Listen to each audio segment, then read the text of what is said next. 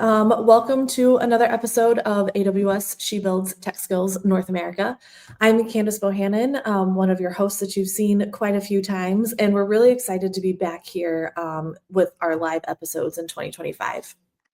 I'm also super excited to have a new core team member, Fathima Kamal. So thank you so much for joining the team and adding your enthusiasm and expertise, all of those sorts of things. So as we kind of kick things off, I think it's always fun to let new members talk about why you decided to join. What is it about She Builds that makes you so excited?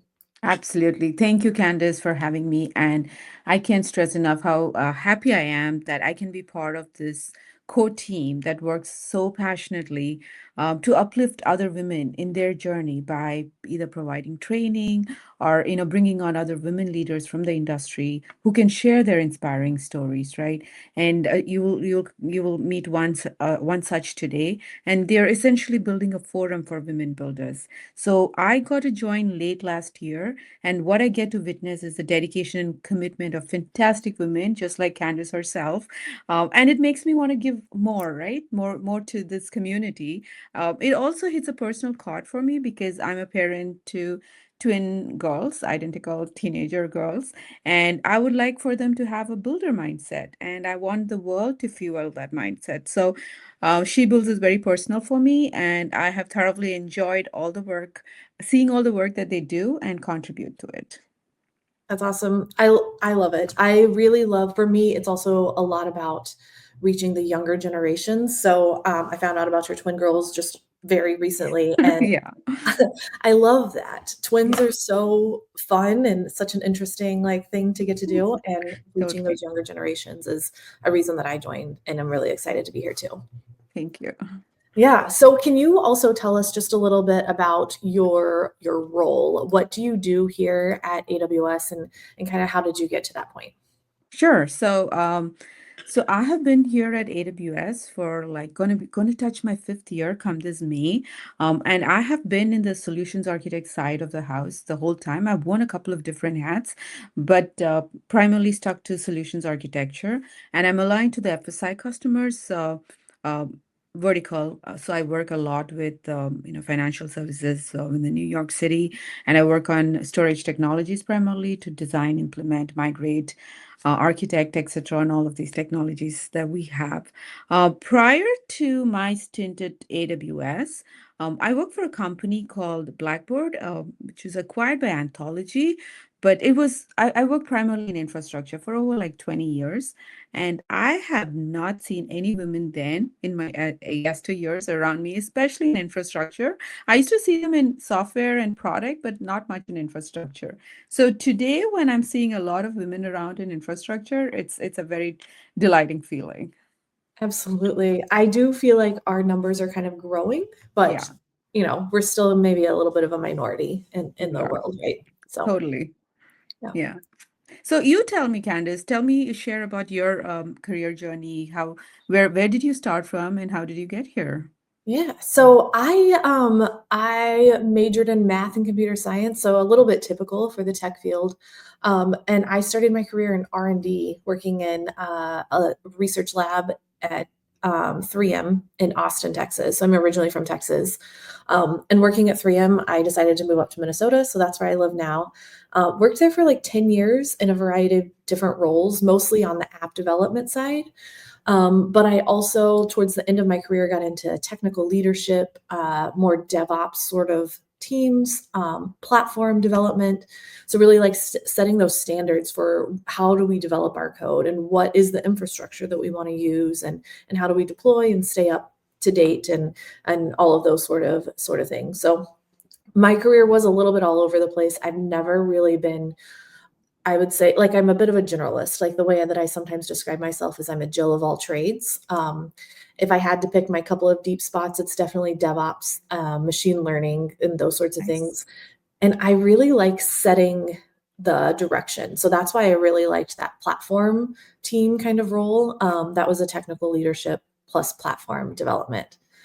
So those are a few of my jobs. I also worked at Medtronic here in the Twin Cities as a DevOps engineer, still kind of leaning into that standardization and platform sort of things. So And then now I've been at AWS for, I think it's 3.5 years. I should look at my thing, but I've been here for 3.5 years, and Nice. just started a new job actually at the beginning of the week. So it's always an exciting time.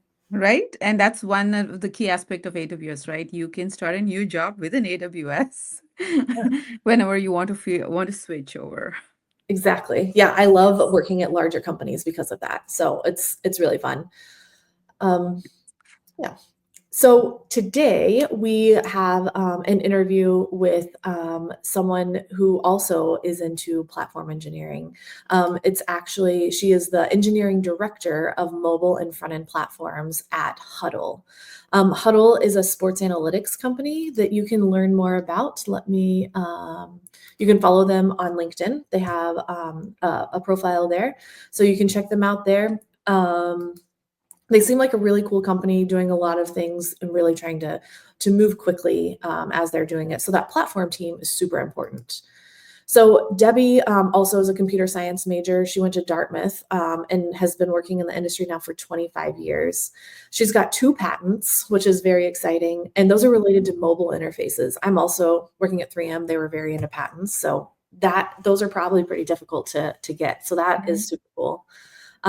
And she worked on those as she was bringing some of the first smartphones to life. So she worked on the Palm Trio, and then she worked then she worked on Ubuntu mobile and BlackBerry apps before she joined Hudl as an Android developer. So I feel like she and I have a few commonalities. I also did Totally.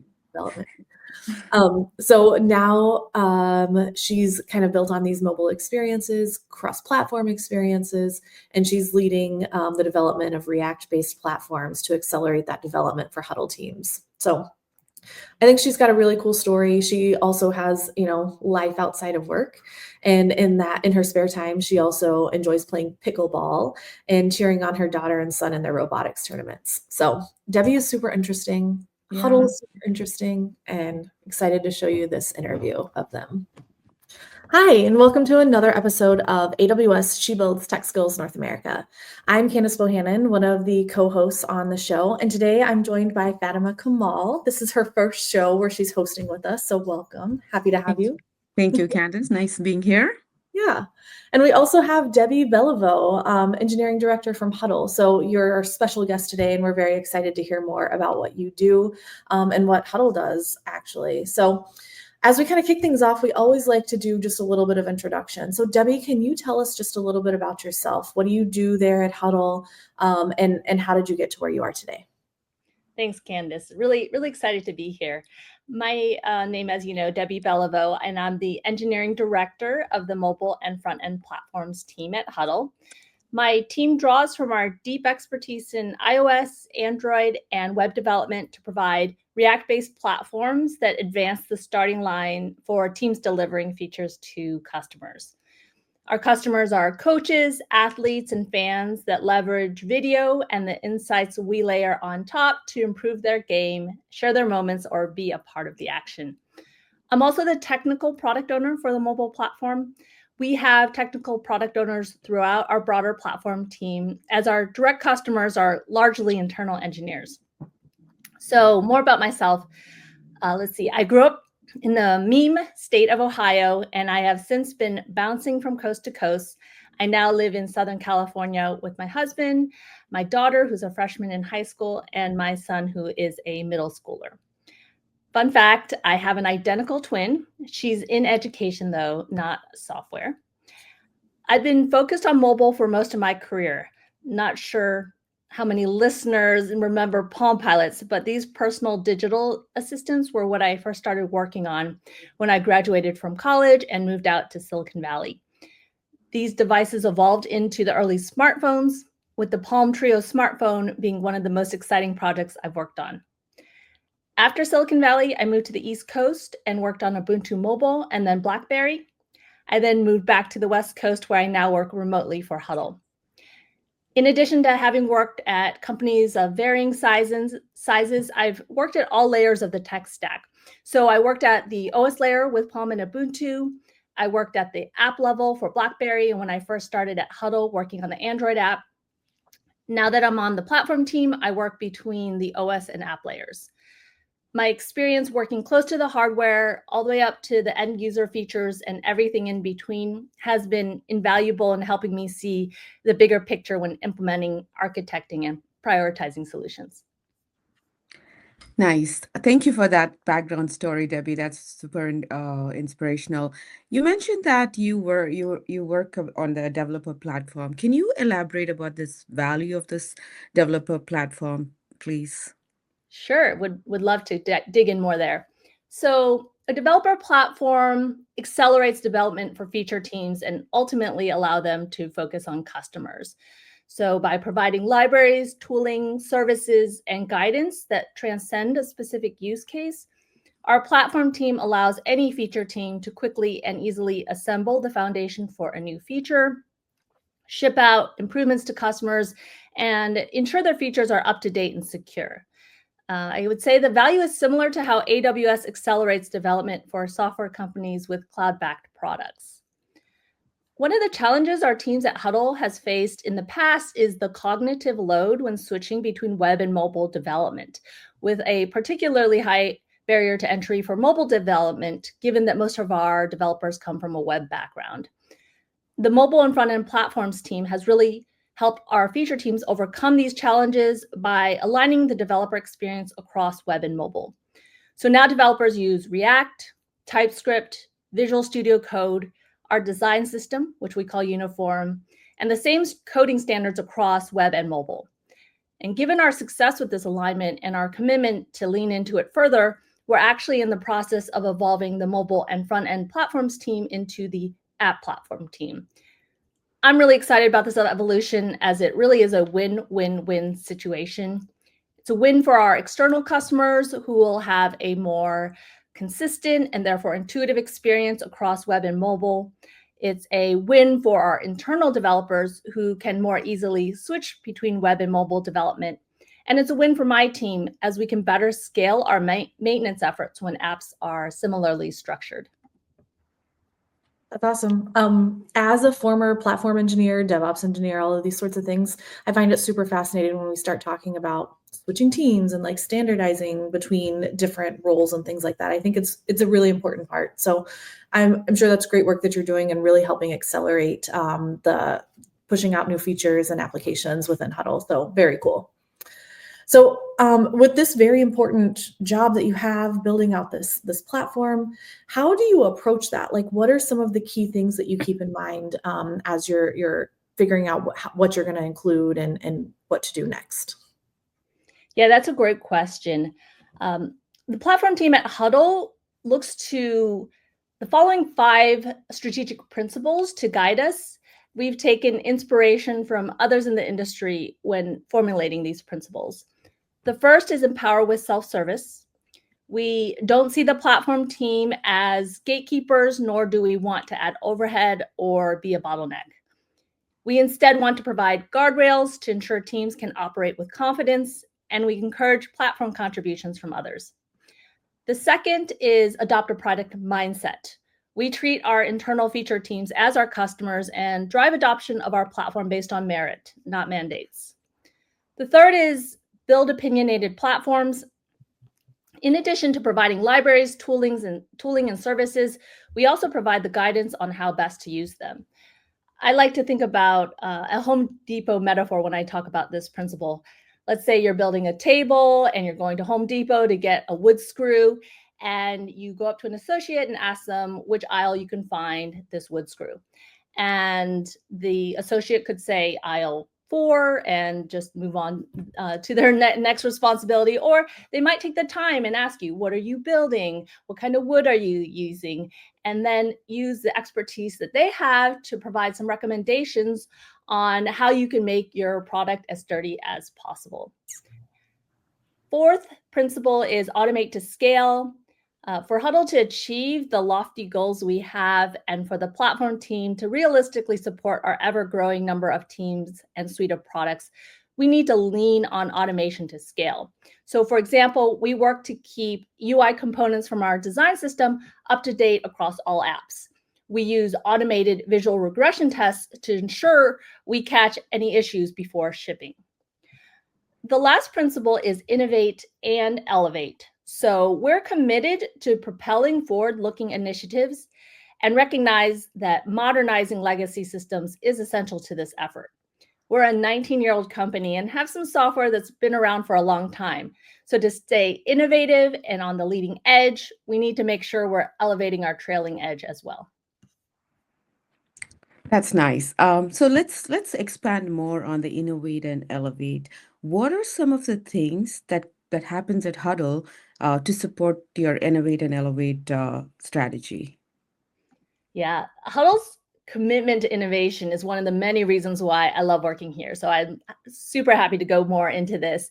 Most teams have an innovation day each sprint, which is about 2 weeks, where team members can work on any idea that they have, play around with the technology that they've had their eye on, for example.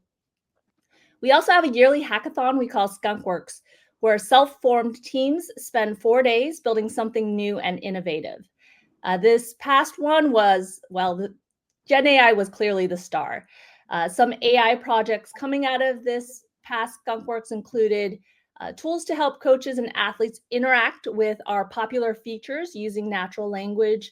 Or I think one team had a project where they had automated, like you could basically ask Slack a question and Slack would automatically provide a response using an LLM augmented by docs from our intranet. We have an internal Gen AI task force that, along with AWS's PACE team, played a key role in accelerating Gen AI innovation during Skunkworks this year. Ahead of Skunkworks, they set up Amazon's Bedrock service for easy experimentation and helped teams brainstorm ideas on how to leverage Gen AI. During Skunkworks itself, they had a dedicated Slack channel and office hours where they provided Gen AI support. Awesome. I feel like it's definitely the year of Gen AI, or I guess the last 2 years have been the year of Gen AI. And it's so great to see that you're continuing to play with that and kind of foster that development and build out new things. I also really, really like the idea that you have this dedicated time to focus on new stuff. I worked at 3M, my very first job, and we had a concept called 15% time. So every Friday afternoon, I did what I wanted to do. Google has a similar thing, or at least they used to, 20% time. So I think it's really important to continue to sharpen that saw and just have the time to actually be innovative and not just chasing out the maintenance sort of things. It's a good balance in your company culture too. So that's awesome. Yeah. So how would you say, so we have Skunkworks activities and like very prototype sort of things, and then you have the platform where it's very well defined and very kind of opinionated as far as which screw you're going to use for the best job. So can you talk us through the journey of a prototype into the platform? Yeah, no, I love that question. I would say that Skunkwork reveals trends in innovation that may be emerging for feature teams. And this helps the platform team start thinking ahead about what we should include in the platform to accelerate the development of features in these areas. Past Skunkworks have revealed trends such as real-time features or game-changing data views for coaches and in-app support for customers. And that helped bring technologies like GraphQL subscriptions, data visualization components, and chatbot functionality into Hudl's platform. And then the feature teams would leverage those to really bring those innovations to our customers. With the last Skunkworks Gen AI trend, the platform team will be evaluating whether we should be bringing Gen AI infrastructure, tooling, services, and guidance into the platform. If we decide to do so, we'll have a head start thanks to the Gen AI task force I mentioned earlier. So within Hudl, we call such task forces lab squads. This type of squad spins up for a set amount of time to accelerate advancements in a high impact area. My colleague Sierra Futterman was on the Gen AI lab squad and will be on a future episode of She Builds to talk more about their work. Nice. So Debbie, now that you've come a full circle, tell us something that you wish you knew when you were starting out. Yeah, I've thought a lot about things I would tell former self now that I've had more years under my belt. You know, when I first started out, I wouldn't speak up at meetings at all. As the only woman in most meetings, I subconsciously worried that if I said something stupid or admitted I didn't understand what was being discussed, that others would take their perception of me and apply it to all women. As a result of this pressure, I decided it was safer to just not say anything at all. This anxiety also caused me to spend way too much time coding in isolation and trying to make my implementation perfect before showing it to others. Over the years, I've learned that being a successful engineer doesn't look like an engineer who has all the answers and who always produces flawless code. A successful engineer is first and foremost someone who is willing and able to learn. They're committed to learning through reading, hands-on experimentation, and asking questions. And they draw from their past experiences to identify patterns they can build on to accelerate this learning process each time. I also learned that confidence matters, but not the way I thought it did. True confidence means not only having the confidence to share what you know, but also the confidence to admit when you don't. Over time, I did improve my confidence, exposing myself to the tech landscape outside of my day-to-day work was a part of this effort. I wasn't naturally exposed to these conversations in my social circles like many other engineers were. But just by listening to relevant tech podcasts on my jogs or when I was driving, helped me be more engaged during lunches, enjoy water cooler talk more, and ultimately helped me build my confidence because I felt less out of place and felt I could contribute more naturally to conversations. I definitely think a lot of that resonates. It's very intimidating especially as a new engineer, to be like, I built this thing, now please look at my code. It's like showing yourself, it's kind of hard. But I also really appreciate that you gave examples on how to kind of get over that. Like some of it is like, yeah, you just got to get over it. But I love that you're talking about listening to the podcasts and just learning more and just recognizing that we're always all learning more. So I think that is super valuable, and I really appreciate you sharing that. Yes, of course. Yeah. So Debbie, I think this has been really great. Hudl sounds like a very fun place to work. I love all of your little sports analogies that you dropped in there as you were kicking things off at the beginning. There I went to on accident. I think that is very fun. I love the innovation emphasis that you have. It sounds like a really great, fun place to work.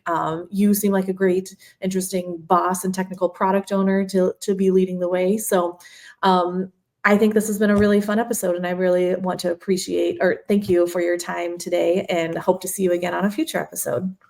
Yes, definitely. Thanks again for having me. This was such a great experience. And I love sharing my story and what I do, and love hearing the other She Builds podcast episodes as well, to hear what others are doing as well. Thank you, Debbie, for sharing your insights with our women builders too. Yes, thank you. We'll see you again soon. Bye.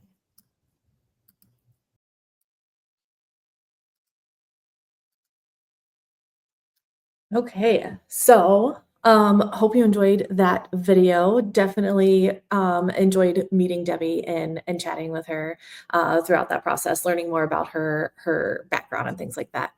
Fathima, did anything really, what do you think about that? Anything pop out and really resonate with you? Yeah, absolutely. That was a fantastic, talk that I thoroughly enjoyed. But I think what I really liked was learning about the 5 principles that Debbie used in her platform teams at Hudl as a North Star, right? And how they use these pillars to build product and drive adoption, like empower with self-service, adopt a product mindset. And what I found with that was the adoption of platform was based on merit and not mandate. And I thought that was a rich lesson in leadership, right? Build opinionated platform, automate to scale, which is so important in platform engineering. And the last one was the best, innovate and elevate. So these 5 principles, just like how we look into our leadership principles, I thought this was very interesting to learn about. Yeah, completely agree. I like the way they kind of have it organized like that. So very cool. Yes. And I'm excited to tell you all of our viewers, that we actually have Debbie back on the show. So let me add her to the stage. Hello, Debbie. Thank you for coming back. Thanks for having me back. Yes. Great always to talk with both of you about my experiences. Yeah, thank you. I think they're super valuable. And I just popped up Debbie's LinkedIn there at the bottom. So feel free to reach out and follow her there. Cool. Well, if anyone watching has any questions specifically for Debbie, feel free to drop those in the comments on LinkedIn or YouTube, wherever you might be watching from, and we'll try to answer those as we go through. And as we wait for some of those questions to come through, we do have a few in our back pocket. Yeah. Yeah. I Go can ahead. go first. So Debbie, as you talked about your entire career and journey through that, can you tell us what was your favorite project so far in your career? Yeah, I think my favorite project would have to be the work on the Trio smartphone, which predates the iPhone. So, really was a project that was establishing the norms we've come to know in smartphones. So, questions like, do we want a keyboard? Do we want a touch screen? When you interact with the phone with a touch screen, do you want to use your finger? Do you want to use a stylus? Uh, do we want a web browser on our phone? Is that something folks would use? So, questions like that you got to sit in and talk about, and you see how that's really just transformed technology and the lives of everyone these days is pretty cool to know that you were in on those early conversations.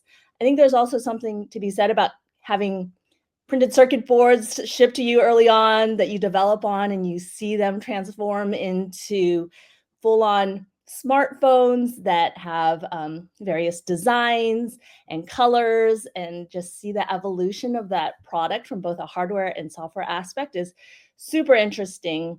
And I still remember one time I was up late working on some code that I was just so engrossed in, I wanted to get it working. And just to date myself a bit, this was when MTV was a thing. You actually watched like music videos on TV. I had it on in the background, and Nelly's Flap Your Wings video came up. And in the middle of the music video, he holds up the Trio smartphone and like puts it right in the middle of the screen. And I was like, this is just gave me an extra amount of energy to like tackle this problem. So yeah, just being in on a project that was so transformative and early on in something that we just have come to know as normal. Everyone has a smartphone these days. Yeah.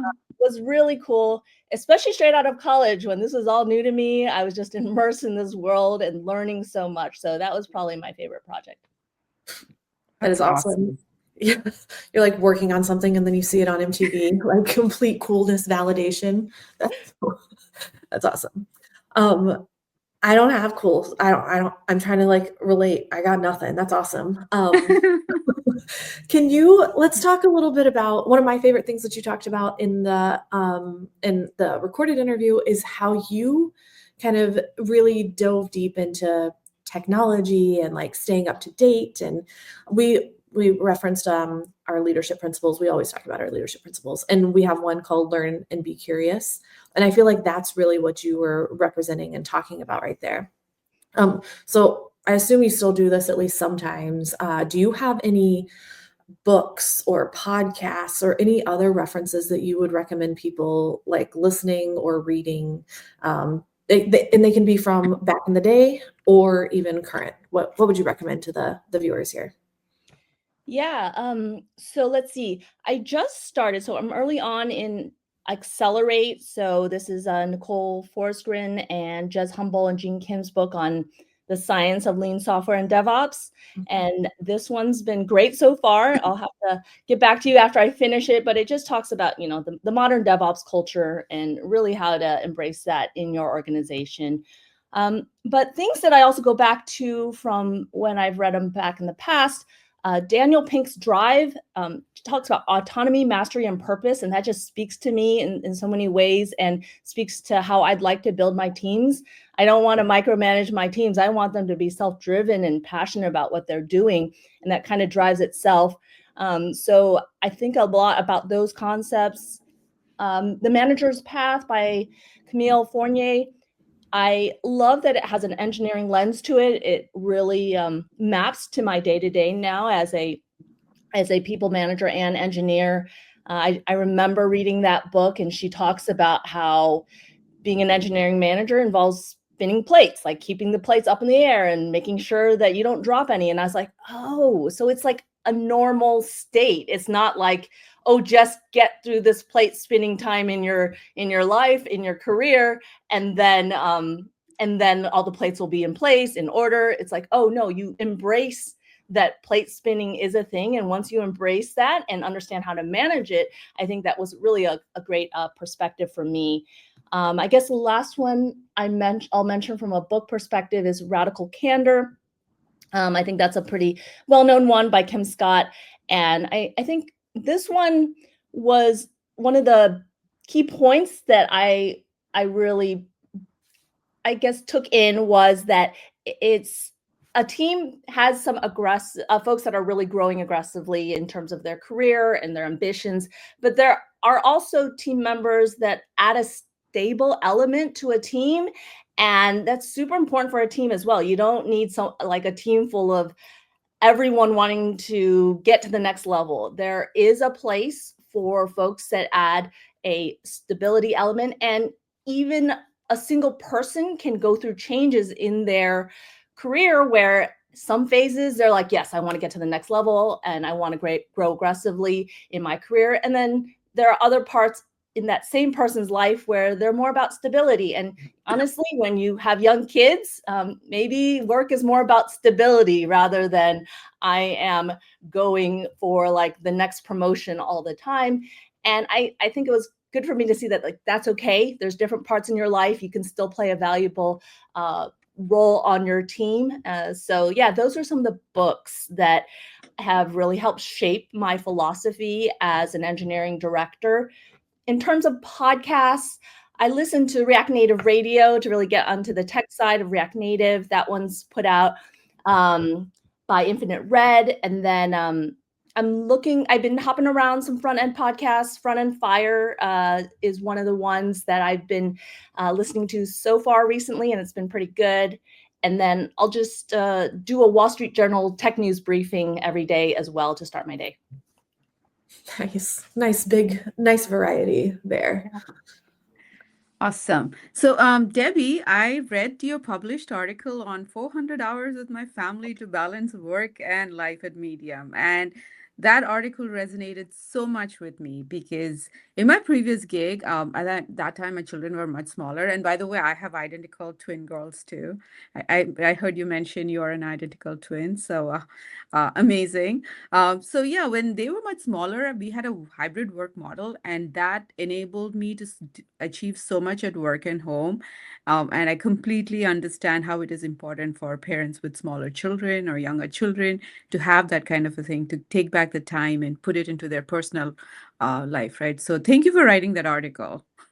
Yeah, of course. And that's been one of my things where I'm like, I need to share my experiences more. And I love hearing about other people's experiences. I think that's just so much of just, empowering women in the industry is not necessarily creating some earth-shattering movement. A lot of it is just sharing what you went through, how you got through it, and kind of seeing where folks have had similar experiences. Sometimes experience is different, but just sharing goes a long way. And yeah, I recognize how powerful of a element that remote work can be. And I know that, especially when you're starting off early in your career, that can be really hard. But used the right way, empowering folks to manage their life and work on their terms is just such a game changer for working parents. So I wanted to share that experience. Although my son says that some of his friends have found that article and they're like, thanks, Mom. I'm sitting naked on a doctor's table and my friends have seen it, but he's come to terms with it. Middle school is hard. It's a great article though. That is I think that's super important to recognize that balance. And you're talking about like the 2-hour commute. Kids get sick all the time.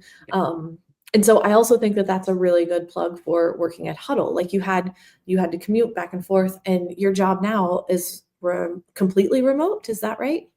Yes, I'm completely remote, and that's been from day one. I will fly into headquarters and meet with folks, which has been, really great bonding experience when I am there. But I have found that I've built up those relationships remotely to the point where when I first meet someone, I'm like, oh, we've met before. Like we meet all the time. I totally and then I realize, wow, I've actually never met you in person, but it's great that we have been able to build that rapport just remotely. I think the key thing that reminds me that I haven't met them is if they're taller or shorter than I expected them, because I'm like, oh, I've never seen you standing up before. Yeah. Good one. Fathima and I were just talking about meeting in real life too. There's a women's summit next week, and a lot of the She Builds core team members are going to get to meet in real life for potentially the first time. The first time. Yes. Yeah. That's great. So excited. Great experience. Yeah. I posted a little link there for Hudl jobs, and then Debbie, you also gave this this link that provides like an overview of what it's like to work at Hudl, kind of like, you know, shots of what the headquarters looks like. I'm guessing you've got that sports theme going on through the whole thing. Seems like a really fun place. Oh yeah, super fun place. I love the culture there. And yeah, every time I go to HQ, which is in the middle of the Haymarket district, where there's just like all these great shops and restaurants, and you wander around downtown and you just run into people from Hudl all the time. So yeah, the HQ is great. Lots of like the main area where we give presentations or big meetings is like a basketball gym. There's like bleachers where you sit, and the presentation is on like the basketball floor. And so it's definitely great integration of sports themes to really fun headquarter. Yeah, that's awesome. Well, I don't think we got any questions really from our viewers, which is okay. But as we kind of close things out, are there any other parting words either of you would like to share? Yeah, let's see. No, I encourage women in technology to share their experiences. I think a lot of us encounter imposter syndrome, and it just helps hearing what folks go through, and it will vary from one person to the next. You know, I'm reminded of how, you know, I was very shy and quiet when I first started out my career, but Sierra Futterman, who will be on a future She Builds episode, she's a few years out of college already, like being a guest on podcasts. And so it definitely varies. I think it's just important to share your experiences so others feel like they have people to talk to or learn from, and just feel like there's a group that can be that can help you shape what technology looks like for women in the future. Yeah, I agree. It's nice to just know you're not alone. Absolutely. To add to that, the more we women speak up about our struggles, the better it is to influence even if it's the next generation or the women builders around us, to say that, okay, this is normal, fighting this is normal. Let's all get through this together. Yeah, for sure. Yeah. Well, great. So then as we kind of close things out, I will post up our email address here. You can reach out to us on the She Builds core team at this email address. We all have access to it. So if you have any, parting comments or questions that you'd like to have answered, upcoming shows or topics you'd like, feel free to drop us an email there. And also, this part also always makes me feel just a little bit silly and cool. We are on YouTube here. So we have a YouTube channel. Please like and subscribe. And we hope to see you again for another episode of AWS She Builds Tech Skills pretty soon. Thank you so much, Fathima, for your amazing diving in and being part of our core team. And Debbie, thanks so much for sharing all of your experiences with our viewers. Yeah, thank you for having me. Thank you, Kandyce, Fathima. This was a great experience for me. Thank you. Thank you both. Thanks so much. Bye. Bye. Bye.